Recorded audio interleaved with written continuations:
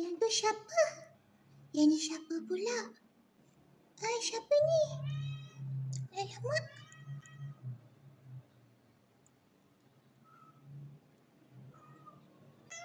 Dia lari. Yang tu siapa? Dia asyik mengiau je. Miau je. Siapa? Cik sibuk ya. Adik-beradik kan ni? Sepupu sepapat? Cousin?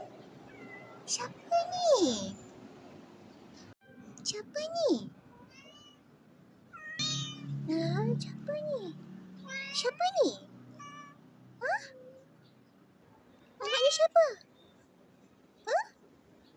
Tiba-tiba datang rumah saya. Kesian. Siapa yang ni? Ya, nak makan ke? Ya, Pa. Ya, Pa. Awaklah yang makan sisa-sisa tu ya. Ambillah masuk makan. Jom masuk makan, Meh.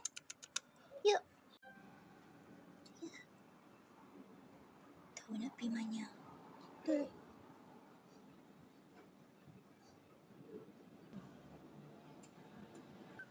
Jomlah, kata nak makan, jom. Nak makan?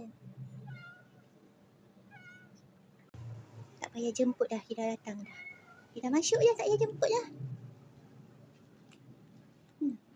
Kalau Mochi tak gaduh, tak sayang, maknanya adik-beradik dia lah ni. Nak makan ke? Nak minum air?